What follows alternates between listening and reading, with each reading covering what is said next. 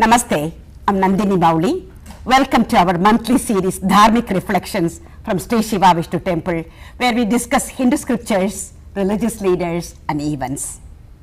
The Hindu solar month of Mithuna that falls between June 15th and July 15th is very special in the history of our temple. It's in this month that many important milestones were reached. For example, we conducted Balalaya Pratishtapana, Bhumi Puja, Kumbhabhishekams for the main deities, and more recently, the Rajagopuram and Jeernodharana Kumbhabhishekams. Therefore, to keep this history in mind, the temple will be celebrating the Samvatsara Mahotsavam from June 24th through July 4th this year, just as we have done in the past years. What does this celebration commemorate? What type of spiritual insights can a devotee get? How is this event connected to the community at large? These are some important questions to address, and I have invited two of the temple's scholars to discuss them and illustrate the importance of this festival. Sri Chandra Mouli is our resident expert on Hindu Agamas and Puranas, and Sri Atul Rawat is a scholar in Hindu history and mythology. Both are very committed volunteers at the temple, serving in various capacities. First, Chandra Mouli, I know the word Samvatsara literally means a year. Year, annual. And sometimes we refer that to be Samvat or Varsha also. And I know that every new year in the Hindu calendar has a unique name that ends with Samvatsara as the word. How does the element of time actually important in Hindu philosophy and worship? So, the element of time is important in the rituals conducted at home as well as in the temples for two reasons. One, the function itself should go on without any impediments or obstacles, both man-made and natural. And secondly, one when performs a ritual, whether it is for own personal sake or family sake or for the community in the temple, we want to get the maximum benefit out of the ritual. And that's the reason the concept of time, in fact the science of astrology called Jyotisha evolved only for fixing up the time for the rituals. Okay. So, later on only it came to be used for personal fortunes and horoscopes and secular reasons. Okay. But previously it was all used only for to fix the time for the rituals. Okay. Now, in terms of the temple rituals, there are three types of rituals based upon the timing again. So, one is what is known as Nitya Karma, which is done, these are all the rituals done every day at the temple. Nitya means every day. And then the second was called Naimittika.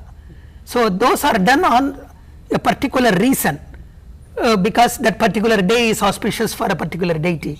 For example, the 4th day of the new moon or full moon is auspicious for Ganesha, 6th day for Shanmugha, 11th day for Vishnu, 13th day for Lord Shiva and so on. Those are called Naimittika. And then there is what is called Kamya. So, Kamya means with a particular desire in mind. Okay. So, and that may be done due to two reasons. One, there is the real calamity and then prayers and so on. And then the next is the one that are done on a periodical basis every year. So, examples of such annual functions which Samvatsara Mahotsavam is one of them, is Brahmotsavam, that is supposed to be Lord Brahma every year. Yes. And then Pavitrotsavam, to restore the purity and sanctity of the temple, because the devotees as well as a priest may be making mistakes, to restore the sanctity of the temple. And then the third is the one that you talked about in the beginning, the introduction, that is called a Samvatsara Mahotsavam. Samvatsara Mahotsavam, Samvatsara means annual, and so this is a 10-day or 11-day festival which we do it every year. And then regarding when we do it, you already explained that it is conducted in the month where all the major deities of the temple were consecrated. Yes. And then any multi-day ritual is called Utsavam. Yes. The translation for Utsavam is celebration or festival, but the real meaning is Uts means to lift up. Sava means to bring forth. So it brings out and as well as lifts the spiritual energy and enthusiasm of the people, and that is called Utsava or celebration. Very nice, very nice. So that's the time the Murti, Utsava Murti comes out, and then they go around, give darshan to all the devotees in the town and so on. Yeah, that one of the unique nature of this Utsava festival is taking the Utsava Murti, the one that is made of metal, not the one that is sitting in the Garbhagraham, which is immovable, is called Achala Murti. This is called Chala Murti. This is the one that is taken in procession, so that people who cannot enter the temple can have a darshan of the Lord. People who are allowed, not allowed to temple, and even it is meant for even animals to worship the Lord. Beautiful. That is the significance of Utsavam, or that's called Utsava Murti Pradakshina, going around the temple. Yes, very nice. I think the Hindu rituals have so much buried in them, you know, it's such a vast knowledge buried in the systems and so on. So Atulji, I know that as we are talking about time and Samvatsara and so on, there are two important gods in the Hindu clan, Lord Vishnu and Lord Shiva, and both are considered to be the custodians of time. And they are the ones who are considered to be the generator, the organizer, the destroyer of time, and they are the essence of God. And that's why we call them Kalatitaya, Kala Swarupaya, Kala Samhara Murti. There are so many Kala names, I suppose, for these two gods. As a historian, from your experience, how are some of the historical references placing their roles in relation to God, time? Okay, thank you very much for such a wonderful question. See, time has many elements. The most important are continuity and change. If there was no continuity, every generation of humans would have been reinventing the wheel. If there had been no change, we would still be in the Stone Ages.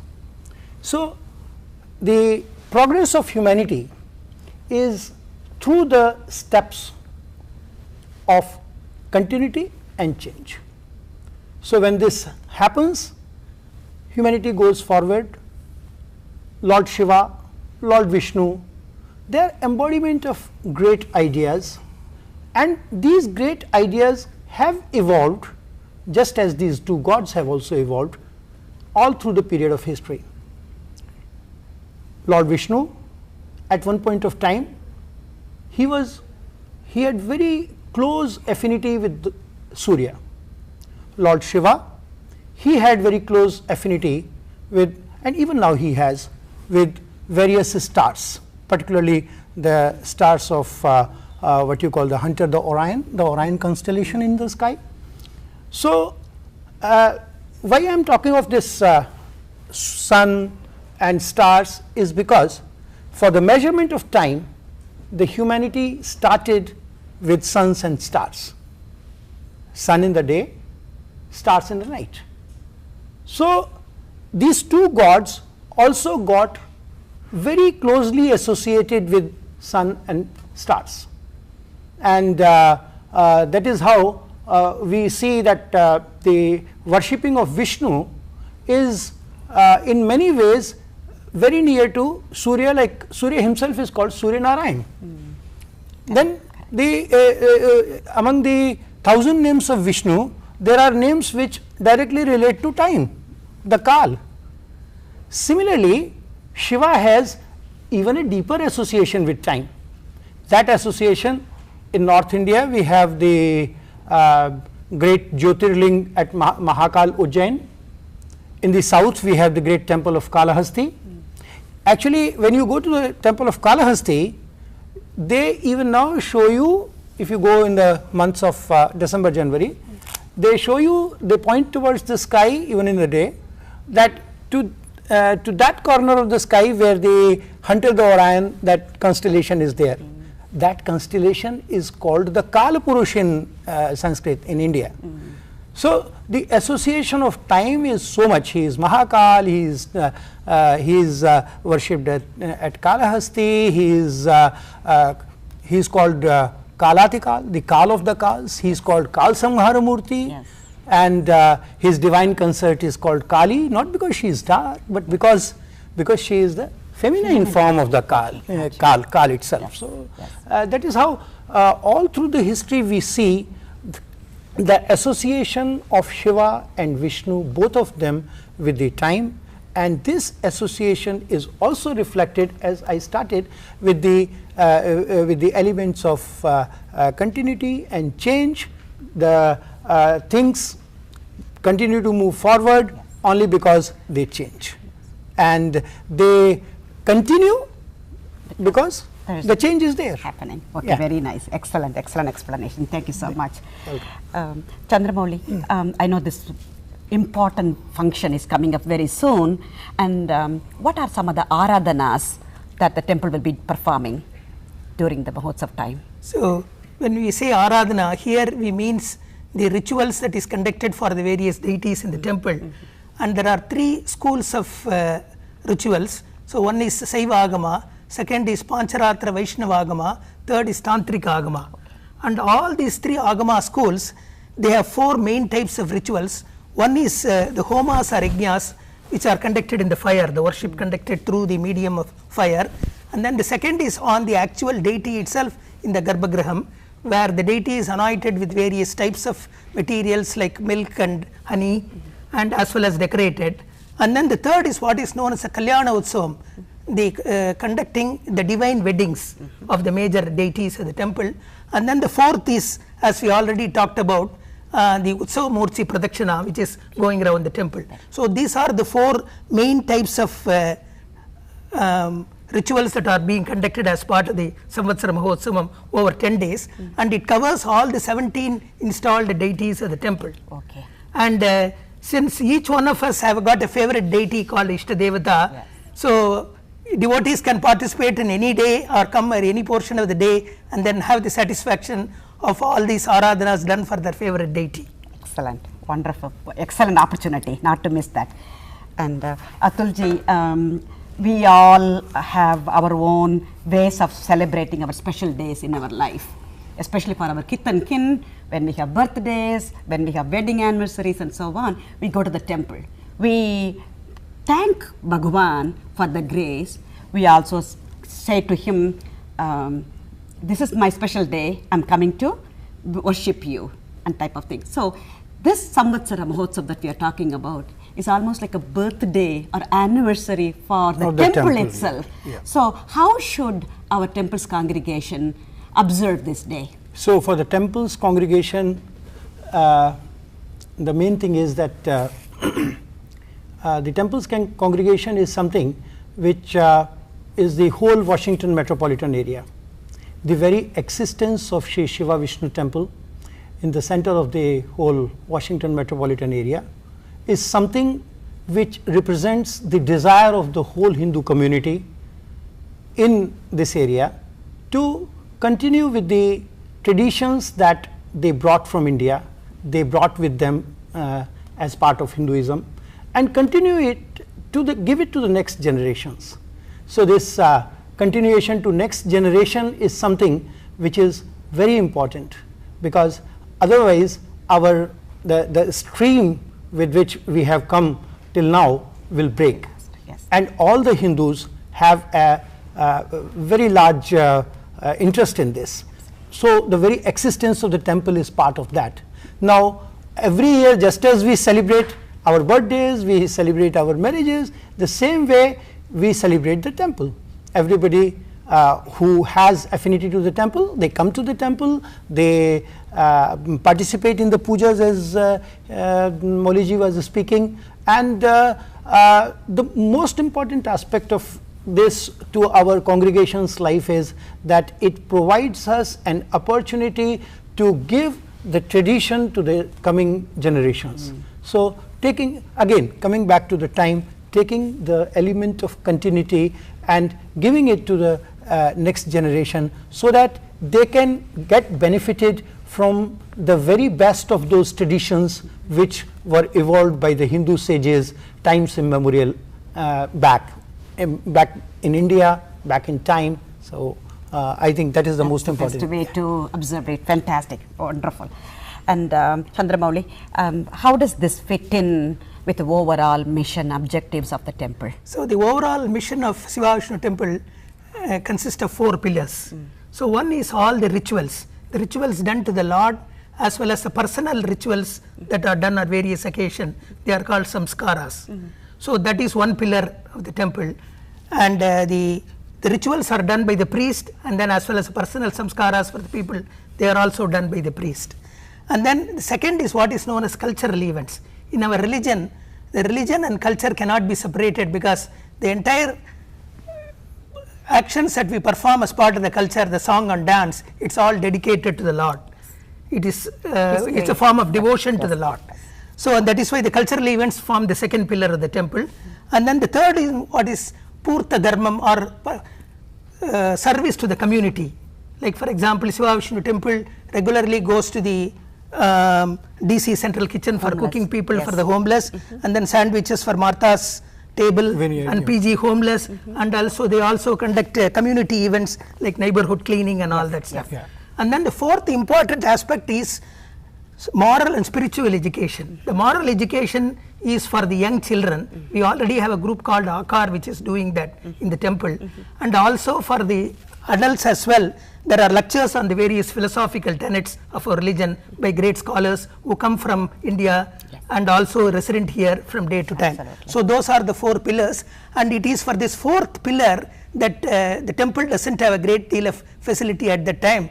They are trying to raise money to build what is known as a Vidyalaya with a regular facility which is conducive for instructional learning.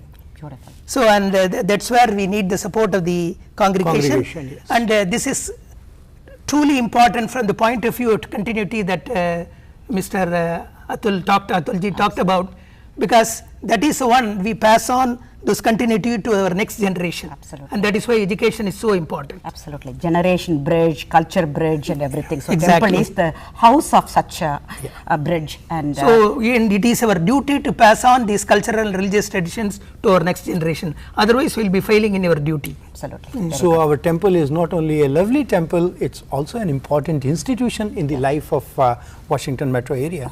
Well said, absolutely. Both of you, thank you so much for your contributions and input today. Dear friends, we were so fortunate to listen to the history of the Shiva Vishnu temple, the Samvatsara Utsav, and the time element, which is very, very critical, I believe, in our spiritual practice. So we invite you all to stay tuned to us, and in fact, if you have any question or any topic that you want us to discuss in our next segments, please pass on those ideas to us. We would like to stay in touch with you. All the more, we want you to come to the temple during June 24th and July 24th Utsav time and learn the important philosophies buried in the agamic rituals that you were talking about. That's very, very critical for higher learning, higher empowerment of our philosophies and so on. So, as the very first sloka of Sri Vishnu Sahasranamam indicates, Bhagavan is verily the Bhuta Bhavya Bhavat Prabhu. In other words, he is the Lord of past, present and future. And he is the essence of time, and nothing in this world moves without his will. Therefore, we invoke his glorious name once again and seek his blessings for all of us, you included viewers, as we conclude this segment. Samasta Loka Sukhino Bhavantu.